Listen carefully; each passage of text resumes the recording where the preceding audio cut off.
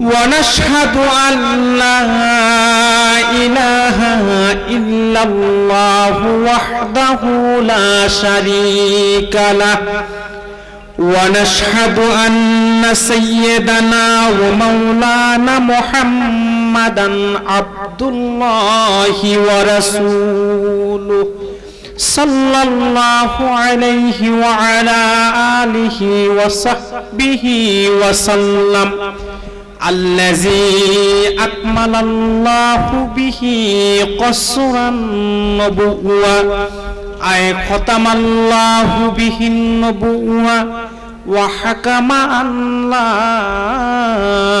نبي بعد وأعلن في القرآن بالبرهان أن محمدا صلى الله عليه وسلم خاتم النبيين والمرسلين الذي أرسله بالحق بشيرا ونذيرا وداعيا إلى الله بإذنه وسراجا منيرا فقد قال الله تعالى في كلامه المجيد والفرقان الحميد أعوذ بالله من الشيطان الرجيم بسم الله الرحمن الرحيم ومن الناس من يتخذ من دون الله أندادا يحبونهم كحب الله والذين آمنوا أشد حبا لله صدق الله العظيم وصدق رسوله النبي الحبيب الكريم ونحن على ذلك من الشاهدين والشاكرين والحمد لله رب العالمين إن الله وملائكته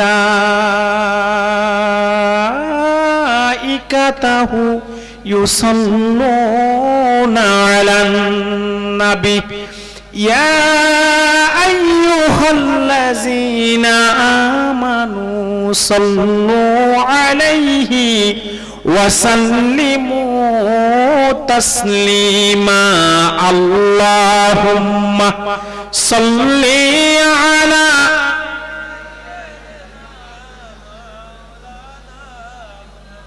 وعلى آل سيدنا হাজার হাজার জনতা আপনার উপস্থিত কিন্তু দুরূদ শরীফ পড়তেছেন মনে হয় যেন 200 লোকে পড়তেছে এই হাজার হাজার জনতা জবান খুলে মহব্বত হৃদয়ের গভীর থেকে রাসূল করিম সাল্লাল্লাহু আলাইহি সাল্লামের কদম মোবারকে দুরূদ শরীফের হাদিয়া প্রেরণ করুন আল্লাহুম্মা সাল্লি আলা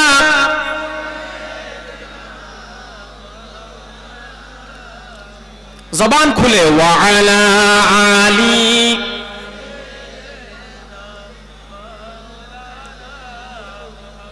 মন আমার কাঁদে রে প্রাণ আমার কাঁদে রে যেতে সোনার মদিনায় মন আমার কাঁদে রে প্রাণ আমার কাঁদে রে যেতে সোনার মদিনায় ওই মদিনার পথের ধুলি জোড়ায় মন বেদনা আল্লাহুম্মা সাল্লি আলা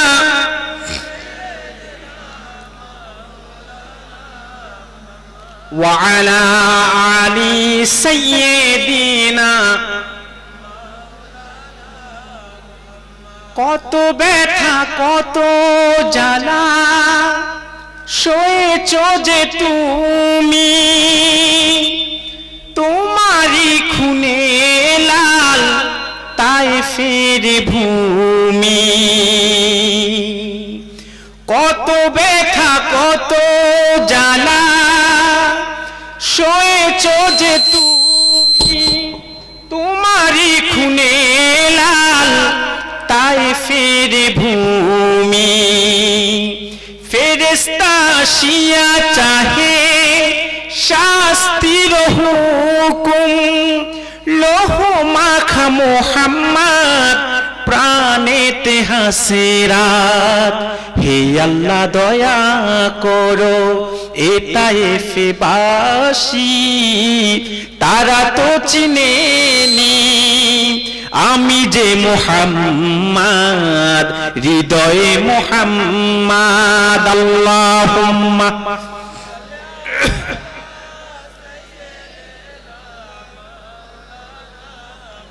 ওয়া আলা আলি সাইয়্যিদিনা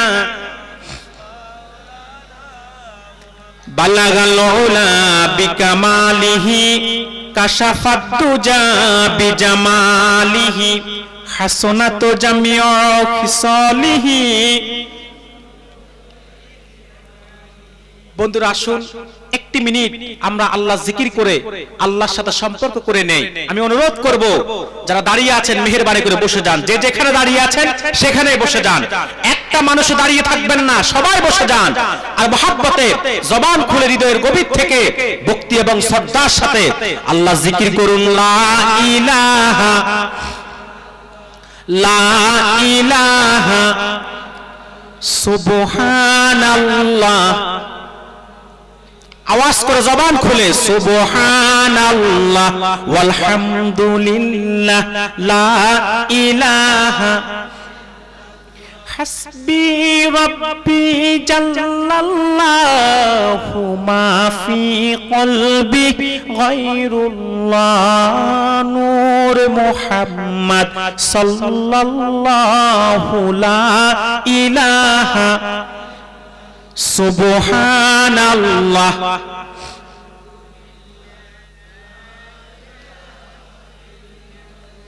জিকিরে খোদা মে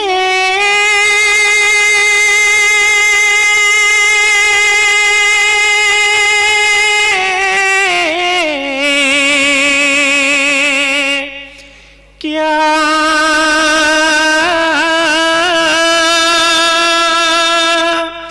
लुत्फ छुपा है मोमिनों की सिवा कोई न जाने ला इलाहा सुबहानल्लाह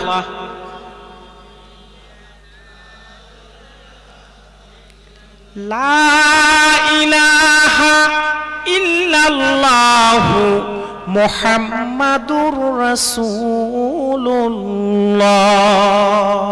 সাল্লাল্লাহু আলাইহি ওয়াসাল্লাম। উপমহাদেশের অন্যতম শ্রেষ্ঠ আলেমে দ্বীন ফকিহুল উম্মাহ মুজাদ্দিদে জামান ফুরফুরা শরীফের পীর আবু বকর সিদ্দিকী রাহমাতুল্লাহ আলাইহির প্রধান খলিফা আল্লামা হিন্দ আল্লামা রুহুল আমিন বশিরহাটি রাহমাতুল্লাহ আলাইহির নামে প্রতিষ্ঠিত ফাউন্ডেশন আরাফ কর্তৃক আয়োজিত আজকের এই আন্তর্জাতিক কিরাত কনফারেন্স এবং আন্তর্জাতিক ইসলামী মহাসম্মেলনের সম্মানিত সভাপতি জনাব আলহাজ হযরত মাওলানা মুহাম্মদ ফিরজাদা শরফুল আমিন সাহাব বারাকাল্লাহু ফি উমরি, সম্মানিত পরিচালক জনাব আলহাজ হযরত মাওলানা মুহাম্মদ খুবাইব আমিন সাহাব বারাকাল্লাহু ফি হায়াতিহি, সকলে বলি আল্লাহুম্মা আমিন।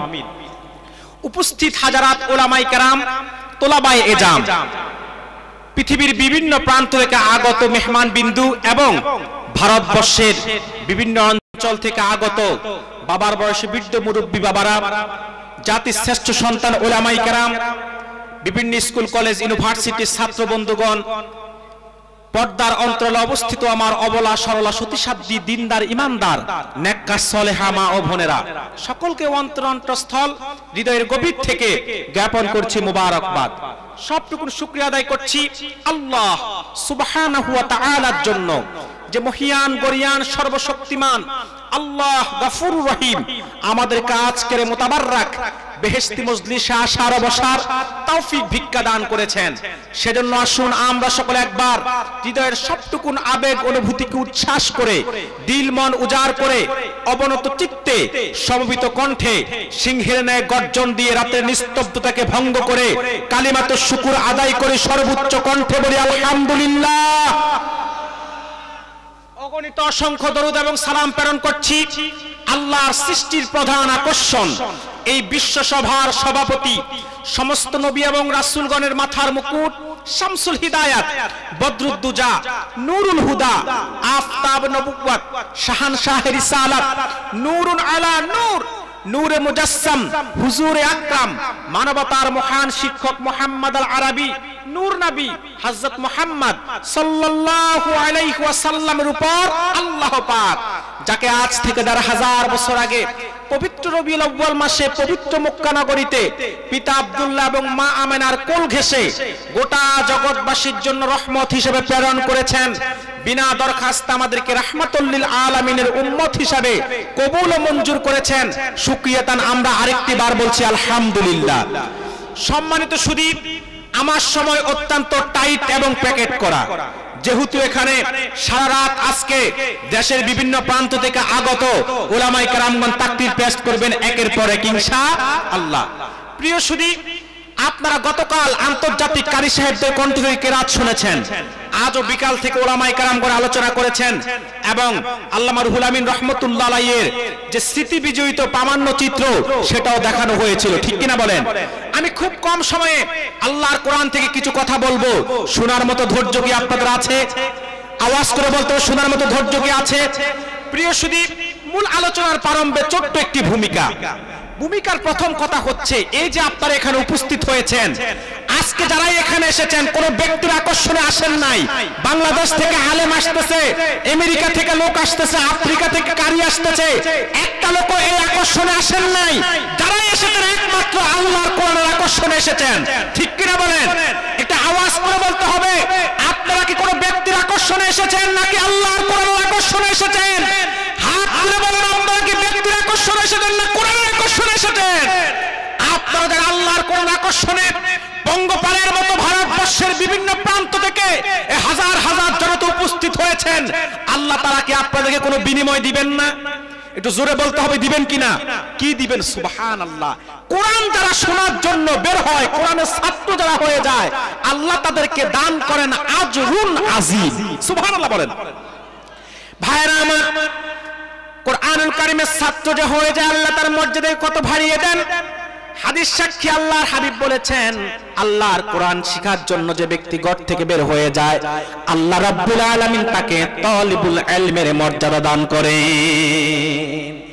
একজন তালিবুল ইলমের মর্যাদা কত বেশি!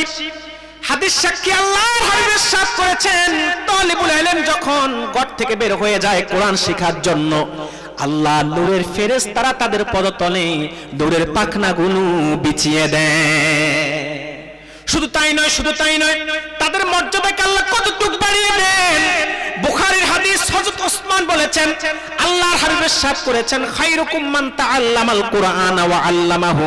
হযরত ওসমান বলেন, আল্লাহর হাবিব ইরশাদ করেছেন, এই পৃথিবীর মধ্যে সর্বশ্রেষ্ঠ হচ্ছে তারা যারা কোরআন শিখে এবং অন্যকে শেখায়। সুবহানাল্লাহ বলবেন না? আল্লাহ রাসূল ডাক্তারকে শ্রেষ্ঠ বলেন নাই, ইঞ্জিনিয়ারকে শ্রেষ্ঠ বলেন নাই, এমএলএ মন্ত্রীকে শ্রেষ্ঠ বলেন নাই, জজ ব্যারিস্টার কমিশনারকে শ্রেষ্ঠ বলেন নাই। আল্লাহর হাবিব বলেছেন, এই পৃথিবীর মধ্যে সর্বশ্রেষ্ঠ হচ্ছে তারা যে নিজে কোরআন শিখে এবং অন্যকে শিখায়। শুধু কি তাই? ইবনে মাজার হাদিস, আম্মাজান আয়েশা বলেছেন, আন আয়েশা উম্মুল মুমিনিন রাদিয়াল্লাহু তাআলা আনহা ক্বালাত قال رسول الله صلى الله عليه وسلم الماهر بالقرآن مع السفرة الكرام البررة। সুবহানাল্লাহ বলবেন না? উম্মার জননী নবী নন্দিনী সমস্ত জান্নাতি রমণীদের সম্রাটিনী আম্মাজান হযরত আয়েশা রাদিয়াল্লাহু তাআলা আনহা বলেন, যে ব্যক্তি আল্লাহর কোরআনকে ভালোবাসবে, কোরআনকে আলিঙ্গন করে নেবে, কোরআনকে ভোগ দিবে, কোরআন অনুযায়ী তার ব্যক্তি জীবন, পরিবার জীবন, সমাজ জীবনকে গঠন করবে, আল্লাহ রাব্বুল আলামিন কাল কিয়ামতের দিন হাসর ময়দানে তাকে জিবরিল, মিকাইল, ইসরাফিল আর মালাকুল মউতের সমান রত্বা মর্যাদা দান করবে। আরেকটু জোরে বলবেন না সুবহানাল্লাহ। মনে রাখবেন মুসলমান, কোরআন আমার নূর নবীর সর্বশ্রেষ্ঠ মুজিজা, 30 পারা কোরআন। এই কোরআনকে আল্লাহ এত ক্ষমতা দিয়েছে, এত পাওয়ার দিয়েছে। কোরআন শুধু শ্রেষ্ঠ তা নয়, কোরআনকে যারা ভালোবাসে, কোরআনকে যারা আলিঙ্গন করে নেয়, কোরআনের সংস্পর্শে যারা যায়, কোরআন তাদেরকেও শ্রেষ্ঠ বানাইয়া দেয়। একটু জোরে বলবেন না, আরেকটু জোরে বলবেন না। এই যে আপনারা আল্লাহর কোরআন শুনতে এসেছেন, পঙ্গপালের মতো হাজার হাজার জনতা, আপনাদের মর্যাদাকে কোরআনের বদৌলতে আল্লাহ সর্বোচ্চ আসনে সমাসীন করে দিবেন। সুবহানাল্লাহ বলবেন না। আপনি যদি কোরআনকে প্রশ্ন করেন, কোরআন তোমার পরিচয় কি? এই কোরআন তার পরিচয় দিবে, আমি হচ্ছি সর্বশ্রেষ্ঠ কিতাব, মহাগ্রন্থ আল কোরআন। সুবহানাল্লাহ বলবেন না। আবার আপনি যদি বলেন, কোরআন তুমি কার উপর নাজিল হয়েছে? কোরআন জবাব দিবে, আমি আদম থেকে ঈসা পর্যন্ত সাধারণ কোন নবীর উপর নাজিল হই নাই। আল্লাহ আমাকে যেই নবীর উপর নাজিল করেছেন, তিনি সর্বশ্রেষ্ঠ নবী, আখিরি নবী, নবী কুলের সম্রাট মুহাম্মদ আল আরাবী। আরেকটু জোরে বলুন না সুবহানাল্লাহ। কোরআন সর্বশ্রেষ্ঠ কিতাব, কোরআন নাজিল হয়েছে যেই নবীর উপর, তিনি সর্বশ্রেষ্ঠ নবী। সুবহানাল্লাহ বলেন। ভাইরা আমার, এই কোরআনের এত পাওয়ার, এই কোরআনের এত পাওয়ার, এই কোরআন যেই মাসে নাজিল হয়েছে, ওই মাসটাকে আল্লাহ সর্বশ্রেষ্ঠ মাস বানিয়ে দিয়েছেন। সুবহানাল্লাহ বলবেন না। এই কোরআন নাজিল হয়েছে রমজান মাসে, আল্লাহ তাআলা 12টি মাসের মধ্যে রমজান মাসকে সর্বশ্রেষ্ঠ বানিয়ে দিয়েছেন। আবার কোরআন যেই রাতে নাজিল হয়েছে, লাইলাতুল কদরের রাত, 365টি রাতের মধ্যে আল্লাহ তাআলা লাইলাতুল কদরের রাতকে সর্বশ্রেষ্ঠ রাত বানিয়ে দিয়েছেন। এটা লাইলাতুল কদরের কোনো কৃতিত্ব নয়, এটা আল্লাহর কোরআনের কৃতিত্ব। বলেন সুবহানাল্লাহ। তাহলে যেই কোরআন সর্বশ্রেষ্ঠ কিতাব, যেই কোরআন নাজিল হয়েছে সর্বশ্রেষ্ঠ নবীর উপর, যেই কোরআন নাজিল হওয়ার কারণে রমজান সর্বশ্রেষ্ঠ মাস হয়ে গিয়েছে, যেই কোরআন নাজিল হওয়ার কারণে লাইলাতুল কদর সর্বশ্রেষ্ঠ রাত হয়ে গিয়েছে, যেই কোরআন নাজিল হয়েছে সর্বশ্রেষ্ঠ জাতি উম্মত মুহাম্মদীর জন্য, সেই উম্মত মুহাম্মদী আমরা যদি কোরআনকে ভালোবেসে, কোরআনকে আলিঙ্গন করে, কোরআনকে বুকে ধারণ করে, কোরআন অনুযায়ী জীবনকে গঠন করি, আমাদের মর্যাদাকে সর্বোচ্চ আসনে সমাসীন করে দিবেন কে? একটু জবান খুলে বলেন কে? তাহলে আমরা কি কোরআনকে ভালোবাসতে রাজি আছি? যখন কোরআনকে ভালোবাসতে রাজি আছি, আমরা কোরআন নিয়ে বাঁচতে চাই, রাজি আছেন ইনশাআল্লাহ? কোরআন নিয়ে মরতে চাই, রাজি আছেন ইনশাআল্লাহ? কোরআন নিয়ে হাসরে আল্লাহর সামনে দাঁড়াতে চাই। কারাতে দুহাত তুলে আল্লাহকে দেখান, নারায়ে তাকবীর, নারায়ে তাকবীর। সিলসিলা হক ফুরফুরা শরীফ, বসিরহাট মাওলানা বাগ দরবার শরীফ, আজকের আন্তর্জাতিক মহাসম্মেলন, আল কোরআনের আলো, আল হাদিসের আলো, নারায়ে তাকবীর। প্রিয় শুধু আল্লাহর কোরআন এমন একটি কিতাব, যতক্ষণ পর্যন্ত আপনারা বসে বসে কোরআন শুনবেন, ততক্ষণ পর্যন্ত আল্লাহ তাআলা প্রতিটি শ্বাসের বিনিময়ে 10টি করে নেকি দান করবে। একটু জোরে বলবেন না সুবহানাল্লাহ। কোরআন এমন একটি কিতাব, যতক্ষণ পর্যন্ত আপনারা বসে বসে কোরআন শুনবেন, ততক্ষণ পর্যন্ত মার্সি এবং ব্লেসিং, রহমত এবং বরকত দিয়ে আল্লাহ তাআলা বান্দাকে ভরপুর করে দিবেন। তাহলে আসুন, যেই কোরআন থেকে কথা বললে এত সওয়াব, যেই কোরআন থেকে কথা শুনলে এত সওয়াব, যেই কোরআনের দিকে তাকালে সওয়াব, যেই কোরআন পড়লে সওয়াব, যেই কোরআন শুনলে সওয়াব, যেই কোরআনের দিকে তাকালে সওয়াব, যেই কোরআন শোনার জন্য মজলিসে বসলে আল্লাহ তাআলা মর্যাদাকে সর্বোচ্চ আসনে সমাসীন করে দেন। আসুন আমরা এখন সেই কোরআন থেকে সরাসরি তাফসীর শুনবো ইনশাআল্লাহ। সকল বলুন ইনশাআল্লাহ। আমি জানতে চাই, আপনারা কি ওয়াজ শুনবেন না আওয়াজ শুনবেন? এতগুলা মানুষ, আপনারা হাজার হাজার মানুষ উত্তর এমন ভাবে দেন মনে হয় যেন 2-4 জন কথা বলতেছেন। সবাই জবান খুলে বলুন, ওয়াজ না আওয়াজ? যদি ওয়াজ শুনতে হয়, আমি দুটি জিনিস চাই, দিবেন? ভয় পাবেন না, টাকা পয়সা না, দুটি জিনিস চাই, দিবেন? দেখেন আমি খুব ক্লান্ত। গতকাল আমার প্রোগ্রাম ছিল বাংলাদেশের কুমিল্লার ফুরফুরা দরবারের, ফুরফুরা সিলসিলার ঐতিহ্যবাহী দরবার, নাম শুনেছেন অনেকেই, দারুল আমান দরবার শরীফ। সেখানে 2 দিন ব্যাপী মাহফিলের সমাপনী দিনে আমি ছিলাম। সেখান থেকে প্রোগ্রাম শেষ করে আমি এসে ঢাকা এয়ারপোর্ট, সেখান থেকে এসেছি আপনাদের এখানে। আমি অনেক ক্লান্ত জার্নি করার কারণে, কিন্তু আপনাদের উপস্থিতি দেখে আমার সব ক্লান্তি ম্লান হয়ে গেছে, আলহামদুলিল্লাহ বলেন। তবে আমি দুটি জিনিস চাই, দিবেন? একটি হচ্ছে আপনাদের নিরবিচ্ছিন্ন মনোযোগ এবং ধৈর্য। দিতে রাজি আছেন? দ্বিতীয় যে জিনিসটি চাই, আজকে কথা শুধু আমি একা বলবো না, এটা নিয়ে বসো, আর ব্যক্তিগত না, বসে দাও। আজকে আমি একা কথা বলবো, আমার সাথে আপনারাও কথা বলতে হবে। রাজি আছেন? আমার প্রতিটি কথার জবাব দিতে হবে। রাজি আছেন তো ইনশাআল্লাহ? তাহলে আসুন আমরা এখন কোরআনুল কারীম থেকে নির্ভরযোগ্য মুহাদ্দিস এবং মুফাসসিরদের দৃষ্টিকোণ থেকে তাফসীর শুনবে ইনশাআল্লাহ। আমি তেলাওয়াত করেছি কোরআনুল কারীমের 6066টা আয়াতের মধ্য থেকে, 6666টা আয়াতের মধ্য থেকে একটি আয়াতের অংশ বিশেষ। আল্লাহ তাআলা বলেন, আমিনান নাসি মান ইয়াত্তাখিযু মিন দুনিল্লাহি আনদাদ। মানুষের মধ্যে এমন কিছু ভাগ্য বিপন্ন পোড়া কপাল আছে যারা আল্লাহর সাথে বিভিন্ন ব্যক্তিকে, বস্তুকে, প্রতিমাকে আল্লাহ সমকক্ষ মনে করে। নাউজুবিল্লাহ বলবেন না? ইউহিব্বুনাহুম কাহুব্বিল্লাহ, এবং তারা ওইগুলোকে ওই রকম ভালোবাসে মুমিনরা আল্লাহকে যেমন ভালোবাসে। নাউজুবিল্লাহ বলবেন না? ওয়াল্লাযীনা আমানু আশাদ্দু হুব্বান লিল্লাহ। আর যারা প্রকৃত মুমিন তারা তাদের জীবনের চাইতো আল্লাহ এবং রাসূলকে বেশি ভালোবাসে।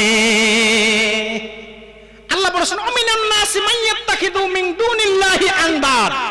মানুষের মধ্যে এমন কিছু ভাগ্য বিপন্ন পোড়া কপাল আছে যারা আল্লাহর সাথে বিভিন্ন ব্যক্তি, বস্তু, প্রতিমাকে আল্লাহ সমকক্ষ মনে করে। ইউহিব্বুনাহুম কাহুব্বিল্লাহ, এবং ওইগুলোকে ওই রকম ভালোবাসে মুমিনরা আল্লাহকে যেমন ভালোবাসে। বলেন নাউজুবিল্লাহ। মনে রাখবেন, আল্লাহ জাত কিংবা সিফাতের সাথে কোনো ব্যক্তিকে, কোনো বস্তুকে, কোনো কিছুকে যে ব্যক্তি অংশীদার স্থাপন করবে সেটাই শিরক হবে। সেটা কি হবে? যেটা বলতে হবে, গুনাহ অনেকগুলো স্তর আছে। সগীরা গুনাহ, কবিরা গুনাহ, কুফরের গুনাহ, বেদাতের গুনাহ, শিরকের গুনাহ। আল্লাহ তাআলা ইচ্ছা করলে সব গুনাহ ক্ষমা করবেন, কিন্তু শিরকের গুনাহ আল্লাহ কোনোদিনও ক্ষমা করবেন না। শিরক মানে কি? শিরক মানে হচ্ছে আল্লাহ জাতের সাথে, সিফাতের সাথে কোনো ব্যক্তিকে, কোনো বস্তুকে, কোনো প্রতিমাকে, কোনো কিছুকে আল্লাহ সমকক্ষ মনে করা। নাউজুবিল্লাহ বলবেন না? আল্লাহ জাত কিংবা সিফাতের সাথে অংশীদার স্থাপন করাটাই কি? শিরক। এই শিরক যে করবে তার নাম মুশরিক। আল্লাহ সকলকে ক্ষমা করলো, মুশরিককে কোনোদিন ক্ষমা করবেন না। আল্লাহ রাব্বুল আলামিন কোরআনুল কারীমের মধ্যে বলেন, ইন্নাল্লাহা লা ইয়াগফিরু আন ইউশরাকা বিহি ওয়া ইয়াগফিরু মা দুনা যালিকা লিমান ইয়াশা। আল্লাহ তাআলা বলেন, আল্লাহ রাব্বুল আলামিন শিরকের গুনাহ কোনোদিনও ক্ষমা করবেন না। এই ছাড়া আল্লাহ তাআলা যাকে ইচ্ছা তাকে তিনি ক্ষমা করে দিবেন। সুবহানাল্লাহ বলবেন না? মনে রাখবেন মুসলমান, বান্দা যত বড় গুনাহই করুক না কেন, আমার আল্লাহ তাআলা ইচ্ছা করলে বান্দার গুনাহকে ক্ষমা করে দিবেন আপন গুণে, আপন দয়ায়। কিন্তু রব্বুল আলামিন সব গুনাহ ক্ষমা করলেও শিরকের গুনাহ আল্লাহ তাআলা কোনোদিনও ক্ষমা করবেন না। তার কারণ কি? হলো শিরকের চাইতে বড় কোনো জুলুম নাই, শিরকের চাইতে বড় কোনো গুনাহ নাই, শিরকের চাইতে বড় কোনো পাপ নাই। সেজন্যই তো হযরত লোকমান তার সন্তানকে যে কয়টি নসিহত করেছিল, উপদেশ দিয়েছিল, তার মধ্যে প্রথম যে নসিহতটা ছিল, উপদেশটা ছিল, ইয়া বুনাইয়া লা তুশরিক বিল্লাহ, হে বৎস আল্লাহর সাথে শরীক করো না। তার কারণ কি? ইন্না শিরকা লা যুলমুন আযীম। শিরক হচ্ছে সবচেয়ে বড় জুলুম, শিরক হচ্ছে সবচেয়ে বড় গুনাহ, শিরক হচ্ছে মহাপাপ। বলেন নাউজুবিল্লাহ। ঠিক কি বলেন? শিরক সবচেয়ে বড় জুলুম, সবচেয়ে বড় গুনাহ, মহাপাপ। আল্লাহ সব গুনাহ ক্ষমা করলো, শিরকের গুনাহ কোনোদিনও ক্ষমা করবেন না। আল্লাহ বলেছেন, আমিনান নাসি মান ইয়াত্তাখিযু মিন দুনিল্লাহি আনদাদ। মানুষের মধ্যে এমন কিছু ভাগ্য বিপন্ন পোড়া কপাল আছে যারা আল্লাহর সাথে বিভিন্ন ব্যক্তিকে, বস্তুকে, প্রতিমাকে আল্লাহ সমকক্ষ মনে করে শিরক করে। বলেন নাউজুবিল্লাহ। ইউহিব্বুনাহুম কাহুব্বিল্লাহ, এবং তারা ওইগুলোকে ওই রকম ভালোবাসে মুমিনগণ আল্লাহকে যেমন ভালোবাসে। নাউজুবিল্লাহ বলবেন না? এরপর আল্লাহ তাআলা বলেন, ওয়াল্লাযীনা আমানু আশাদ্দু হুব্বান লিল্লাহ। আর যারা প্রকৃত মুমিন তারা তাদের জীবনের চাইতে আল্লাহকে বেশি ভালোবাসে, আল্লাহ রাসূলকে বেশি ভালোবাসে। বলে সুবহানাল্লাহ। ঠিক কিনা বলেন? আল্লাহ এবং রাসূলকে জীবনের চাইতে বেশি ভালোবাসেন? কথা বলে না। আল্লাহ এবং রাসূলকে জীবনের চাইতে বেশি ভালোবাসেন? সবাই আল্লাহ এবং রাসূলকে জীবনের চাইতে বেশি ভালো না বাসলে আপনি আমি কেউ পরিপূর্ণ মুমিন মুসলমান হতে পারবো না। ভাইরা আমার, বুখারীর হাদিস, আনাস বিন মালিক বলেন, আল্লাহর হাবিব ইরশাদ করেছেন, লা ইউমিনু আহাদুকুম হাত্তা কুনা হাব্বা ইলাইহি মিন ওয়ালিদিহি ওয়া ওয়ালাদিহি ওয়ান নাসি আজমাইন। আনাস বিন মালিক বলেন, আল্লাহর হাবিব ইরশাদ করেছেন, তোমাদের মধ্যে কেউ ততক্ষণ পর্যন্ত পরিপূর্ণ মুমিন হতে পারবে না যতক্ষণ পর্যন্ত তার ব্যবসা বাণিজ্য চাকরি বাকরি পিতামাতা সন্তান স্বয়ং তার জীবনের চাইতে আল্লাহ এবং রাসূলকে বেশি ভালো না বাসবে। সুবহানাল্লাহ বলবেন না? ততক্ষণ পর্যন্ত কেউ পরিপূর্ণ মুমিন হতে পারবে না যতক্ষণ পর্যন্ত তার ব্যবসা বাণিজ্য চাকরি বাকরি পিতা মাতা স্বয়ং তার জীবনের চাইতে আল্লাহ এবং রাসূলকে ভালো না বাসবে ততক্ষণ পরিপূর্ণ মুমিন হতে পারবে না। এই হাদিসের ব্যাখ্যায় আমি আরেকটা হাদিস শোনাচ্ছি। আব্দুল্লাহ ইবনে হিশাম বলেন, আল্লাহর হাবিব এবং সাহাবায়ে কেরাম ও হযরত ওমর সহ একদিন হাঁটছিলেন। হযরত ওমরের হাতের মধ্যে আল্লাহর রাসূলের হাত মুবারক ছিল।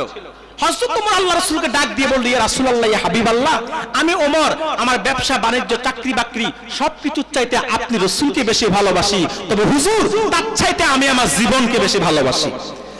আল্লাহর রাসূল বলল, ওমর এখনো তুমি পরিপূর্ণ মুমিন হতে পারো নাই। একটা মানুষ ততক্ষণ পর্যন্ত পরিপূর্ণ মুমিন হতে পারবে না যতক্ষণ পর্যন্ত তার জীবনের চাইতে আল্লাহ এবং রাসূলকে বেশি ভালো না বাসবে। হযরত ওমর তৎক্ষণাৎ বলল, আল্লাহি বিয়াদি নাফসি, আল্লাহর কসম যার হাতে আমার প্রাণ, ইয়া রাসূলুল্লাহ, ইয়া হাবিবাল্লাহ, হুজুর এখন থেকে আমি ওমর আমার জীবনের চাইতে আপনি রাসূলকে বেশি ভালোবাসি। আরেকটু জোরে বলবেন না সুবহানাল্লাহ? হুজুর বলল, আলআন ইয়া ওমর, ওমর এখন তুমি পরিপূর্ণ মুমিন হয়েছো। সুবহানাল্লাহ বলেন। ভাইরা আমার, মনে রাখবেন আল্লাহ রাসূলকে এবং রাসূলকে জীবনের চাইতে বেশি ভালো না বাসলে কেউ পরিপূর্ণ মুমিন হতে পারবে না। সেজন্যই তো ১৫০০ বছর আগে রাসূলুল্লাহকে সাহাবায়ে কেরাম জীবনের চাইতে বেশি ভালোবাসত। সুবহানাল্লাহ বলবেন না? মহব্বত ৩ প্রকার। কয় প্রকার? দেখেন, আমি কিচ্ছা কাহিনী দিয়ে ঘন্টা পার করে ওটা আমি পারি না। আমি চেষ্টা করি যতক্ষণ কথা বলি কোরআন এবং হাদিস থেকে ব্যাখ্যা করার জন্য। আমি জানি না আপনারা সেটা শোনার মতো ধৈর্য আছে কিনা। ভালোবাসা ৩ প্রকার। কয় প্রকার? একটা হচ্ছে মহাব্বতে ঈমানি, একটা হচ্ছে মহাব্বতে আকলি, আর একটা হচ্ছে মহাব্বতে তবঈ। সুবহানাল্লাহ বলেন। সব মুহাদ্দিস একমত, সাহাবায়ে কেরাম আল্লাহ রাসূলকে যে ভালোবাসতেন সেটা মহাব্বতে ঈমানি। মহাব্বতে তবঈ হচ্ছে মনের অজান্তে অনিচ্ছাকৃতভাবে কারো প্রতি মন ঝুঁকে পড়া, কারো প্রতি ভালোবাসায় মন আসক্ত হওয়া, এটা হচ্ছে মহাব্বতে তবঈ। তিনজন মুহাদ্দিসের মত আমি দেখেছি, তারা বলেছে রাসূলুল্লাহকে সাহাবায়ে কেরাম যে ভালোবাসতেন এটা শুধু মহাব্বতে ঈমানি না, মহাব্বতে তবঈও বটে। সুবহানাল্লাহ বলবেন না? উমদাতুল কারি শরহ সহিহ বুখারীতে বদরুদ্দিন আইনি, ফাতহুল বারিতে ইবনে হাজার আসকালানি, ফয়জুল বারিতে আনোয়ার শাহ কাশ্মীরি। কয়জন মুহাদ্দিস? জোরে বলতে হবে, কথা বলেন। 3 জন মুহাদ্দিস। ফয়জুল বারি শরহ সহিহ বুখারীতে আনোয়ার শাহ কাশ্মীরি, ফাতহুল বারি শরহ সহিহ বুখারীতে ইবনে হাজার আসকালানি, আর উমদাতুল কারি শরহ সহিহ বুখারীতে আল্লামা বদরুদ্দিন আইনি বলেন, আল্লাহ রাসূলকে সাহাবায়ে কেরাম যে ভালোবাসতো সেটা শুধু মহাব্বতে ঈমানি না, মহাব্বতে তবঈও বটে। সুবহানাল্লাহ বলবেন না? কেমন ভালোবাসতো? মুসলমান রাসূলুল্লাহকে সাহাবায়ে কেরাম যেই পরিমাণ ভালোবেসেছে, পূর্বকার জামানার আদম থেকে ঈসা পর্যন্ত কোন একজন নবীকে তার উম্মতটা তার 1000 ভাগের 1 ভাগও ভালোবাসে নাই। সুবহানাল্লাহ বলবেন না? আমি বুখারী কিতাবুল মাগাজি থেকে দৃষ্টান্ত দিচ্ছি। বুখারী কিতাবুল মাগাজি সাক্ষী, বনি ইসরাইলের সবচেয়ে বড় পয়গম্বর ছিল মুসা কালিমুল্লাহ।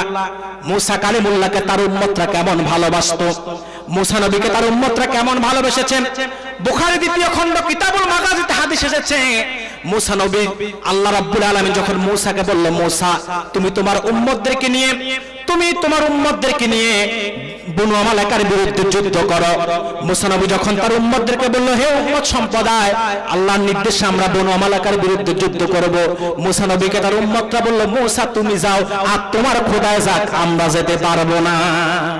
কি বলছে? মুসা তুমি যাও আর তোমার খোদায় যাক, আমরা যেতে পারবো না। এই ছিল নবীর প্রতি উম্মতের ভালোবাসা। পক্ষান্তরে আল্লাহর হাবিব মুহাম্মদ সাল্লাল্লাহু আলাইহি সাল্লামকে সাহাবায়ে কেরাম কেমন ভালোবাসতেন। বদর যুদ্ধে যাওয়ার পূর্বে বুখারী কিতাবুল মাগাজিতে এসেছে, বদর যুদ্ধে যাওয়ার পূর্বে আল্লাহর হাবিব পরীক্ষা করতে চাইলেন সাহাবায়ে কেরামের কতটুকু আগ্রহ আছে বদরে যাওয়ার জন্য। আল্লাহ রাসূল সাহাবে আনসার এবং মুহাজিরদেরকে বলল, বদর যুদ্ধে যাব, তোমরা কি প্রস্তুত কিনা? আনসাররা দাঁড়িয়ে গিয়ে বলল, হুজুর আমরা প্রস্তুত। মুহাজিররা দাঁড়িয়ে গিয়ে বলল, হুজুর আমরা প্রস্তুত। আনসারদের মধ্য থেকে হযরত মিকদাদ দাঁড়িয়ে গিয়ে বলল, ইয়া রাসূলুল্লাহ, ইয়া হাবিবাল্লাহ, বদর তো 90 মাইল দূরে আমাদের কাছের ময়দান, হুজুর এখান থেকে 1000 মাইল দূরে বারগুল গেমারে গিয়ে আপনার কদমে বুকের রক্তকে যদি ঢালতে হয়, আপনার সাহাবায়ে কেরাম 24 ঘন্টা প্রস্তুত আছে। কথাটা কি বুঝলেন? কথা বলে না। মুসা নবীকে তার উম্মতরা কেমন ভালোবাসতো বলল, মুসা বনু মালাকের বিরুদ্ধে যুদ্ধের জন্য তুমি যাও আর তোমার খোদায় যাক। আর আল্লাহ রাসূল কি বলল সাহাবায়ে কেরাম, হুজুর বদর তো মাত্র 90 মাইল দূরে আমাদের কাছের ময়দান, যদি এখান থেকে 1000 মাইল দূরে বারগুল গেমারে গিয়ে আপনার কদমের নিচে বুকে রক্ত ঢালতে হয়, আপনার সাহাবায়ে কেরাম 24 ঘন্টা প্রস্তুত আছে আপনার কদমের নিচে বুকে রক্ত ঢালার জন্য। সুবহানাল্লাহ। আমি আরেকটা উদাহরণ দিচ্ছি, তাও বুখারী 2য় খণ্ড কিতাবুল মাগাজি থেকে। কষ্ট হচ্ছে আপনাদের? আমার সময় ফুরিয়ে যাচ্ছে, কষ্ট হচ্ছে? আমি যতক্ষণ সময় ততক্ষণের মধ্যে আমি শেষ করব, কষ্ট হবে না তো? প্রিয় সুধী, বুখারী 2য় খণ্ড কিতাবুল মাগাজিতে এসেছে, বনী ইসরাইলের আরেকজন পয়গম্বর ছিল নবী ঈসা রুহুল্লাহ। কি নাম? ঈসা রুহুল্লাহকে তার উম্মতরা কেমন ভালোবাসতো? ঈসা নবীর সবচেয়ে কাছের উম্মত ছিল 12 জন, যাদেরকে বলা হতো কোরআনে আসছে হাওয়ারি। কি বলা হতো? হাওয়ারি। এই 12 জনের মধ্যে আরো কাছে ছিল 4 জন। কতজন? লুক, মথি, সেন্ট পল, এইরকম 4 জন। সেন্ট পল ইহুদিদের থেকে মাত্র 22 পয়সা ঘুষ খাইয়া দেখায় দিছে যে ঈসা ওখানে আছে, যাও তাকে হত্যা করো। নাজবুল্লাহ বলবেন না? কত পয়সা ঘুষ খাইছে? 22 পয়সা ঘুষ খাইয়ে নবীকে হত্যা করার জন্য শত্রুপক্ষকে দেখাই দিছে, যাও ওখানে আছে হত্যা করো। পক্ষান্তরে আল্লাহর হাবিবকে সাহাবায়ে কেরাম কেমন ভালোবাসতো? ঈসা নবীকে তার উম্মত, কাছের উম্মতরা ইহুদিদের থেকে ঘুষ খেয়ে হত্যার জন্য দেখিয়ে দিয়েছেন। আর নূর নবীর সাহাবায়ে কেরাম নূর নবীর ভালোবাসায় তার জীবনকে সঁপিয়ে দিয়েছে। আমি হাদিস শুনেছি, একটি হাদিস সাক্ষী একজন রাসূলুল্লাহর আশিক সাহাবী ছিল, নাম হচ্ছে হানজালা ইবনে আমির আস-সাখাফি রাদিয়াল্লাহু তাআলা আনহু। হযরত হানজালা উহুদ যুদ্ধের সময় নতুন বিবাহ করেছে। আল্লাহর হাবিব বললেন, হানজালা উহুদের ময়দানে তোমার যাওয়ার দরকার নাই, তুমি নতুন বিবাহ করেছো, তুমি তোমার বিবিকে সময় দাও, তুমি তোমার বিবির সান্নিধ্যে সময় কাটাও, তোমাকে উহুদের ময়দানে যেতে হবে না। হানজালা রাসূলুল্লাহ ছুটি পেয়ে স্ত্রীর কাছে ছিলেন। এমন সময় একটা মিথ্যা সংবাদ মদিনাতুল মুনাওয়ারার মধ্যে রটে গেল। কারা যেন বলাবলি করছে উহুদের ময়দানে আল্লাহর হাবিব শহীদ হয়ে গেছেন, একটা মিথ্যা সংবাদ শুনলো। এই কথাটা হানজালার কানের মধ্যে ভেসে আসলো। হযরত হানজালা বাসর রাতে স্ত্রীর কাছাকাছি ছিলেন, যেই মাত্র শুনলেন আল্লাহর হাবিব উহুদের ময়দানে শহীদ হয়ে গেছে, হানজালা এক লাফে বিছানা থেকে দাঁড়িয়ে গেলেন, স্ত্রীকে ডাক দিয়ে বললেন, প্রাণের স্ত্রী, আজ রাতটা তোমার সঙ্গে আমার প্রথম রাত, আজ রাতটাই তোমার সঙ্গে আমার শেষ রাত। রাহমাতুল লিল আলামিন মুহাম্মদ সাল্লাল্লাহু আলাইহি সাল্লাম উহুদের ময়দানে শহীদ হয়ে গিয়েছেন। হানজালা আল্লাহর আকাশের নিচে আর এক মুহূর্ত বেঁচে থাকতে চায় না। প্রাণের স্ত্রী, যদি ধৈর্য ধরতে পারো, আমি আশা রাখি কাল কিয়ামতের দিন হাসর ময়দানে নূর নবীর কদম মুবারকে কদমের তলে আল্লাহ তোমার আমার মিলন ঘটায়া দিবে। আর একটু জোরে বলুন না সুবহানাল্লাহ। হানজালা যুদ্ধে তলোয়ার ভর্ম দিলেন, পোশাক পরিধান করে চলে গেলেন যুদ্ধের ময়দানে। উহুদের ময়দানে গিয়ে একের পর এক কাফের এবং মুশরিকদের গর্দানকে চিহ্ন করতে করতে এক সময় কাফেরদের তরবারির আঘাতে শাহাদাতের পেয়ালায় সোপান পান করে হযরত হানজালা শহীদ হয়ে গেলেন। অপরদিকে উস্কু খুস্কু চুল নিয়ে হানজালার স্ত্রী উহুদের ময়দানের দিকে দৌড়াচ্ছেন। সাহাবায়ে কেরাম বললেন, এই হানজালার স্ত্রী, দৌড়িয়ে কোনো লাভ হবে না, তোমার স্বামী হানজালা শাহাদাতের পেয়ালায় সুপান পান করে আল্লাহর জান্নাতে চলে গেছে। হানজালার স্ত্রী বলল, রাসূলুল্লাহ, সাহাবায়ে কেরাম, আমার স্বামী হানজালা আল্লাহর হাবিবের ভালোবাসায় তার জীবনকে সঁপিয়ে দিয়েছে, তার জন্য আমার একটুও দুঃখ নাই, একটুও দুঃখ নাই। আমি এসেছি তোমাদেরকে একটা তথ্য দিতে। আমি জানি শহীদদের কোনো গোসলের প্রয়োজন হয় না, কিন্তু আমার স্বামী হানজালা গতকাল আমার সঙ্গে একান্ত ব্যক্তিগত মুহূর্তে লিপ্ত ছিল। কানা জুনুবান ফিল লাইল, গতকাল রাতে তার উপর গোসল ফরজ হয়েছে, সেজন্য তাকে গোসল দিতে হবে। হাদিস সাক্ষী, উহুদের ময়দানে হানজালার লাশকে সাহাবায়ে কেরাম খোঁজাখুঁজি করতে লাগলো, কোথাও খুঁজে পায় না। আল্লাহর হাবিব লাশ খুঁজতে পায় না। এমন সময় আল্লাহর ফেরেশতা রাসূলুল্লাহকে ইনফরমেশন দিল, ইয়া রাসূলুল্লাহ, ইয়া হাবিবাল্লাহ, উহুদের ময়দানে আপনার আশিক হানজালার লাশ যতই খুঁজেন পাবেন না। হানজালার লাশকে গোসল দেওয়ার জন্য আল্লাহর ফেরেশতারা আকাশে উঠিয়ে নিয়েছে। এত ভালোবাসতো রাসূলুল্লাহকে সাহাবায়ে কেরাম। এখন একটা প্রশ্ন আসে মুসলমান, পূর্বকার জামানার কোন একজন নবীকে তার উম্মতটা যেই পরিমাণ ভালোবাসে নাই, তার চাইতে হাজার হাজার গুণ বেশি রাসূলুল্লাহকে সাহাবায়ে কেরাম এবং আমরা উম্মত মুহাম্মদী ভালোবাসি কেন? প্রশ্ন আসে কিনা? কথা বলে না। প্রশ্ন আসে কিনা? কথাগুলো কি বুঝতেছেন? যেভাবে চলতেছে চলবে কেন? এই কেন উত্তর দিয়েছে উমদাতুল কারি শরহু সহিহুল বুখারীতে আল্লামা বদরুদ্দিন আইনি। আমার প্রত্যেকটি কথার মধ্যে রেফারেন্স আছে, আমি বানানো কোনো কথা বলি না। উমদাতুল কারি শরহু সহিহুল বুখারীতে আল্লামা বদরুদ্দিন আইনি বলেন, আসবাবুল মুহাব্বত, মুহাব্বতের উপকরণ হচ্ছে চারটি। কয়টি বলেন? চারটি উপকরণের একটি উপকরণ যদি কেউ কারো মধ্যে পায়, মানুষ তাকে ভালোবাসে। মানুষ তাকে কি করে? প্রথমটি হলো জামাল, দ্বিতীয়টি হলো কামাল, তৃতীয়টি হলো ইহসান, চতুর্থটি হলো কারাবা। সুবহানাল্লাহ বলবেন না? প্রথমটি কি? জামাল, দ্বিতীয়টি কামাল, তৃতীয়টি ইহসান, চতুর্থটি হলো কারাবা। জামাল, কামাল, ইহসান, কারাবা, এই চারটি গুণের একটি গুণ কারো মধ্যে থাকলে মানুষ তাকে কি করে? ভালোবাসে। ১৫০০ বছর আগে রাসূলুল্লাহর মধ্যে জামালিয়াত, কামালিয়াত, ইহসান, কারাবা চারটাই পরিপূর্ণ ছিল। ভাইরা আমার সময়কে আমি সংক্ষেপে বলছি। রাসূলুল্লাহ জামালিয়াত সৌন্দর্যের কোনো তুলনা ছিল না। ভালোবাসার চারটি উপকরণের মধ্যে প্রথম উপকরণ হচ্ছে জামালিয়াত, সৌন্দর্য। যেমন এখানে একটা যুবক যদি দেখতে খুব সুন্দর হয়, মানুষের তার প্রতি আকর্ষণ সৃষ্টি হবে, ঠিক কিনা বলেন? যেমন গোলাপ খুব সুন্দর, মানুষের মন গোলাপের দিকে ঝুঁকে পড়ে, ঠিক কিনা বলেন? কে না ভালোবাসে? সবাই তো গোলাপ ফুলকে ভালোবাসে, কারণ তার সৌন্দর্য তাকে আকৃষ্ট করে, ঠিক কিনা বলেন? ভাইরা আমার, সৌন্দর্যকে মানুষ ভালোবাসে।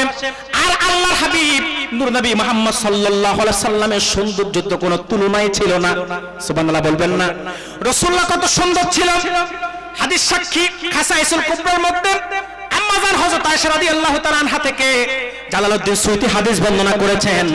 আম্মাজান আয়েশা যখন মিশরের মেয়েদেরকে ফেলেন, আম্মাজান মিশরের মেয়েদেরকে বললেন, রে মিশরের মেয়েরা, ইউসুফ নবীর সৌন্দর্য দেখে জুলাইখার সঙ্গী সাথীরা ফল কাটতে গিয়ে আঙ্গুল কেটে ফেলেছিল মুগ্ধ হয়ে, ঠিক কিনা বলেন? আপনারা ঘটনা জানেন। ইউসুফ নবীর সৌন্দর্য দেখে জুলাইখার সঙ্গী সাথীরা ফল কাটতে গিয়ে আঙ্গুল কেটে ফেলেছিল। আম্মা জান আয়েশা মিশরের মেয়েদেরকে বলল, রে মিশরের মেয়েরা, আমার স্বামী মুহাম্মদ সাল্লাল্লাহু আলাইহি সাল্লাম এত সুন্দর ছিল, এত সুন্দর ছিল, যদি জুলাইখার সঙ্গী সাথীরা আমার স্বামী মুহাম্মদ সাল্লাল্লাহু আলাইহি সাল্লামের নূরের কপালটা একবার দেখতো, আঙ্গুল নয়, আঙ্গুল নয়, কলিজা কেটে ফেলতো, একটু টের পেত না। চাঁদের চেয়েও সুন্দর তুমি নবী আমার কামলিওয়ালা, চাঁদের চেয়েও সুন্দর তুমি নবী আমার কামলিওয়ালা, দু জাহানের বাদশা তুমি প্যারা নবী সাল্লিয়ালা, দু জাহানের বাদশা তুমি প্যারা নবী সাল্লিয়ালা, চাঁদের চেয়েও সুন্দর তুমি নবী আমার কামলিওয়ালা, চাঁদের চেয়েও সুন্দর তুমি নবী আমার কামলিওয়ালা। ঠিক কিনা বলেন? আল্লাহর হাবিব কত সুন্দর ছিল। তানবীরুল মিহবাস মিন তাফসীর ইবনে আব্বাসের মধ্যে রাইসুল মুফাসসিরিন আব্দুল্লাহ ইবনে আব্বাস হাদিস বর্ণনা করেছেন। আব্দুল্লাহ ইবনে আব্বাস বলেন, মুহাম্মদ সাল্লাল্লাহু আলাইহি ওয়াসাল্লাম এত সুন্দর ছিল, হুজুর যখন দিনের বেলা সূর্যের আলোর সামনে যেত, রাসূলুল্লাহ জিসিমের নূর সূর্যের আলোর উপর প্রভাব বিস্তার করত। সুবহানাল্লাহ বলবেন না? আল্লাহর হাবিব যখন প্রদীপের আলোর সামনে যেত, রাসূলুল্লাহ জিসিমের নূর প্রদীপের আলোর উপর প্রভাব বিস্তার করত। আল্লাহর হাবিব কত সুন্দর ছিল। বুখারী দ্বিতীয় খণ্ড 963 কিংবা 65 পৃষ্ঠার হাদিস। আনাস বিন মালিক বলেন, আমরা দেখলাম আল্লাহর হাবিব খালিদ সাইফুল্লাহর জন্য যখন হাত তুলে দোয়া করছেন, হাত্তা রাআইতু বায়াদা ইবতাইহি, আমরা দেখলাম নূর নবীর বগল থেকে নূর চমকাচ্ছে। বলেন সুবহানাল্লাহ। আল্লাহ রাসূল কত সুন্দর ছিলেন। সুনান তিরমিজির হাদিস, শামাইল তিরমিজি তো হাদিস এসেছে। সাহাবী বলেন, ইজা তাকাল্লামা রুইয়াকান নূর ইয়াখরুজু মিন বাইনি সানায়া, আমার নূর নবী এত সুন্দর ছিলেন, এত সুন্দর ছিলেন, রাসূলুল্লাহ যখন বেহেশতের হাসি হাসতেন, নূর নবীর দুই দাঁতের মাঝখান দিয়ে নূর বের হয়ে যেত। হেরা হতে হেলে দুলে নুরানি তনু কে আসে হায়, সারা দুনিয়ারে হেরে মেরে পর্দা, সারা দুনিয়ারে হেরে মেরে পর্দা, খুলে খুলে খুলে যায় সে যে আমার কামলিওয়ালা কামলিওয়ালা সে যে আমার সবাই বলেন সে যে আমার কামলিওয়ালা কামলিওয়ালা সে যে আমার সবাই জবান খুলে সে যে আমার কামলিওয়ালা তারে ভাবে বিপুলেরা পায়ের তলে পর্বত জঙ্গম তলো মলো তলে তারে ভাবে বিপুলেরা পায়ের তলে পর্বত জঙ্গম তলো মলো তলে খুরমা খেজুর বাদাম জাফরানি ফুল খুরমা খেজুর বাদাম জাফরানি ফুল ঝরে ঝরে যায় সে যে আমার কমলিওয়ালা কমলিওয়ালা সে যে আমার কমলিওয়ালা কমলিওয়ালা আসমানে মেঘ চলে ছায়া দিতে পাহাড়ের আশু গলে ঝরনার পানিতে বিজলি চায় মালা হতে বিজলি চায় মালা হতে পূর্ণিমা চাঁদ তার মুকুট হতে চায় সে যে আমার কমলিওয়ালা কমলিওয়ালা সে যে আমার কমলিওয়ালা কমলিওয়ালা হেরা হতে হেলে দুনে নুরানি তনু কে আসে হায় সারা দুনিয়ারে হেরে মেরে পর্দা সারা দুনিয়ারে হেরে মেরে পর্দা খুলে খুলে যায় সে যে আমার কমলিওয়ালা কমলিওয়ালা সে যে আমার কমলিওয়ালা কমলিওয়ালা ঠিক কিনা বলেন ভাইরা আমার ভালোবাসার উপকরণ চারটি প্রথমটি হলো জামালিয়াত সৌন্দর্য সৌন্দর্যের ব্যাপারে যদি বলতে যাই অন্ততপক্ষে 1 ঘন্টা সময় লেগে যাবে কিন্তু আমার সময় আস্তে আস্তে গড়িয়ে যাচ্ছে 10টা 30 মিনিট আমার সময় শেষ সেজন্য আমাকে সংক্ষেপে মূল বিষয়টা বুঝিয়ে দিয়ে যায় কারণ এমনও হতে পারে এতগুলো মানুষ এখানে তো শুধুমাত্র বসিরহাটের মানুষ নাই কয়েকটা জেলার মানুষ এখানে আছে আমি যদি আলোচনাটা অসমাপ্ত রেখে যাই এমন হতে পারে এতগুলো মানুষকে একসাথে আর পাবো আলোচনাটা শেষ পর্যন্ত শোনাতে পারবো না এইজন্য সংক্ষেপে হলেও শেষ করিয়ে দিয়ে যাচ্ছি ভালোবাসার উপকরণ চারটি প্রথমটি হলো জামাল জামালিয়াত মানে হলো সৌন্দর্য আমার নূর নবীর সৌন্দর্যের কোনো তুলনা ছিল না দ্বিতীয়টা হচ্ছে কামাল কামাল মানে হচ্ছে সিরাত চরিত্র কামাল মানে কি সিরাত চরিত্র চরিত্রের কারণে মানুষ মানুষকে ভালোবাসে যেমন এখানকার একটা যুবক যত কালোই হোক দেখতে যেমনই হোক কিন্তু যদি সত্যবাদী হয় বড়দেরকে সম্মান করে ছোটদেরকে স্নেহ করে ভদ্রতা নম্রতা শিষ্টাচার আচার ব্যবহার যদি ভালো হয় মানুষ তাকে ভালোবাসবে কি বাসবে না কেন তার সিরাতটা ভালো চরিত্রটা ভালো আমার নূর নবীর চরিত্র তো ছিল সর্বোচ্চ চরিত্র সার্টিফিকেট দিয়েছেন আল্লাহ তাআলা নিজেই তার হাবিবের চরিত্রের কোরআনুল কারীমে সুবহানাল্লাহ বলবেন না ভাইরা আমার এই পৃথিবীর সর্বশ্রেষ্ঠ নবী মুহাম্মদ সাল্লাল্লাহু আলাইহি ওয়াসাল্লামের চারিত্রিক সনদ আল্লাহ তাআলা দিয়েছেন সর্বশ্রেষ্ঠ কিতাব কোরআনুল কারীমের মধ্যে সুবহানাল্লাহ বলবেন না অনেক লম্বা কথা আমি সংক্ষেপে বলছি আল্লাহ তাআলা তার হাবিবের চরিত্রের সার্টিফিকেট দিতে গিয়ে কোরআনুল কারীমের মধ্যে বলেন ওয়া ইন্নাকা লাআলা খুলুকিন আযীম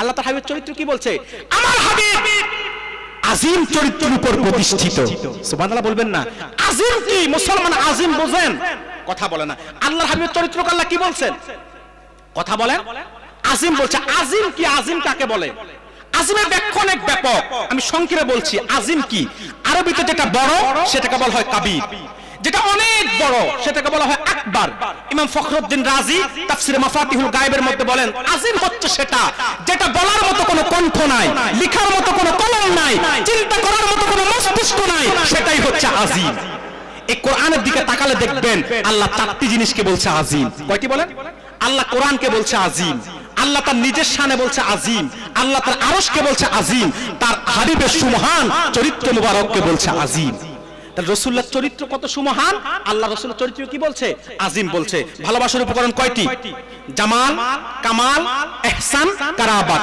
জামালিয়াত সৌন্দর্য আমরা দেখলাম রাসূলুল্লাহর সৌন্দর্যের কোনো তুলনা নাই কামালিয়াত চরিত্র রাসূলুল্লাহর চরিত্র সর্বশ্রেষ্ঠ চরিত্র এরপর হচ্ছে ইহসান এরপরে কি ইহসান ইহসান মানে কি ইহসান মানে দয়া সুবহানাল্লাহ বলবেন না আমার নূর নবীর ইহসান কি কম ছিল না বেশি ছিল সময় তো নাই বলতে পারবো না শুধু একটা দলিল দিচ্ছি রাসূলুল্লাহ দয়া ইহসান এত বেশি ছিল আল্লাহ তাআলা কোরআনুল কারীমে তার হাবিবের রহমত দয়ার কথা বলতে গিয়ে আল্লাহ তাআলা বলেন মা আরসালনাকা ইল্লা রাহমাতাল লিল আলামিন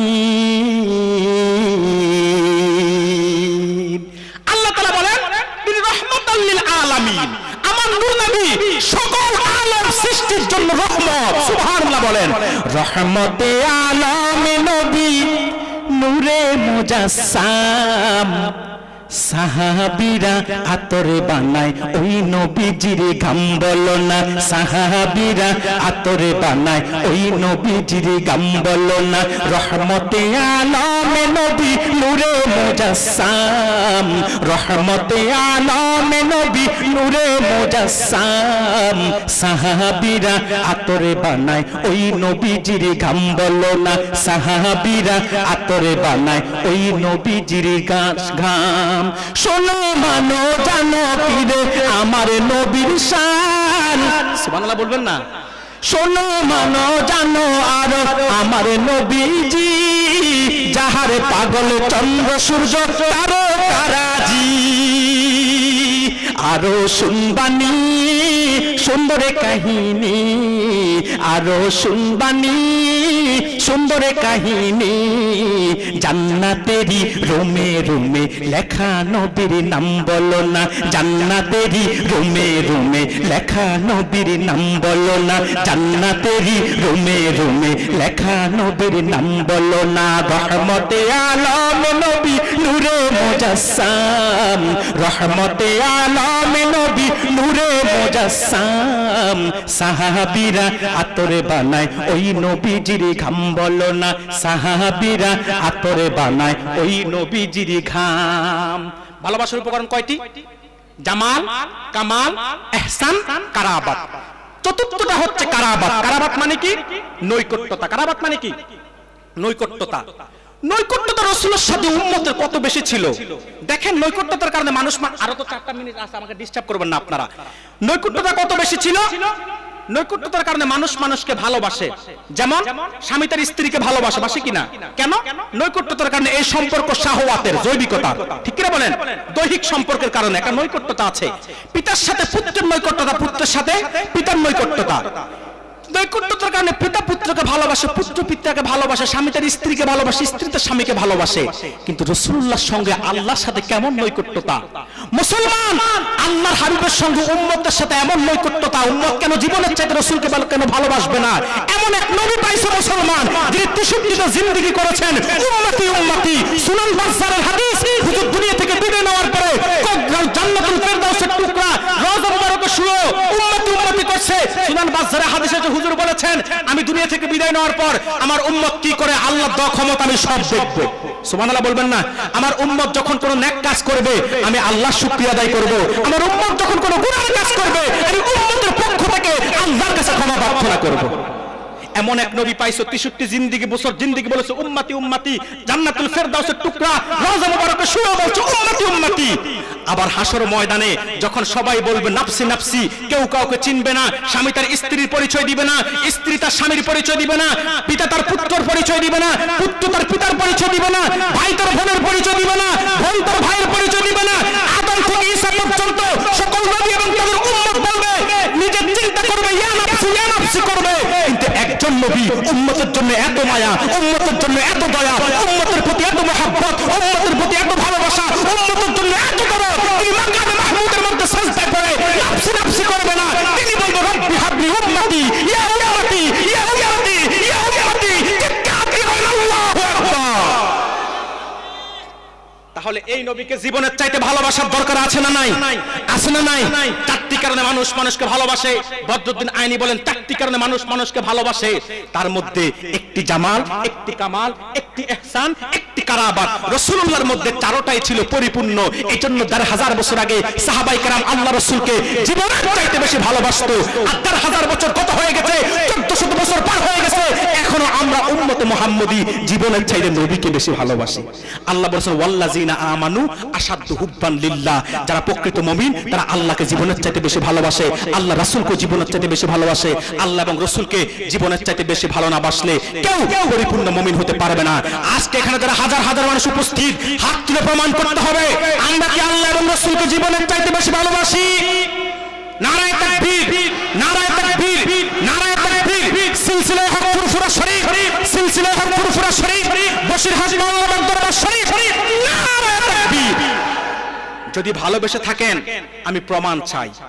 এই যে আন্তর্জাতিক কেরাত কনফারেন্স হয়েছে এবার, আর দরকার নেই এবারে শেষ না ভবিষ্যতেও চান তো লক্ষ লক্ষ টাকা ব্যয় করে এত সুন্দর আয়োজন বসিরহাটের আন্তর্জাতিক কেরাত কনফারেন্স, যেটা সারা ভারতবর্ষের জন্য একটা আলোড়ন সৃষ্টি করে। হাজার হাজার মানুষ আপনারা দূর দূরান্ত থেকে ছুটে আসেন। মিস্টেক হতেই পারে, কারণ তবে মিস্টেক হয়েছে, কিন্তু লক্ষ লক্ষ টাকা খরচ হয়েছে। এক একটা ফ্লাইটের টিকিট কাটতে 50,000, 30,000, 20,000 করে খরচ গিয়েছে, যায় নাই?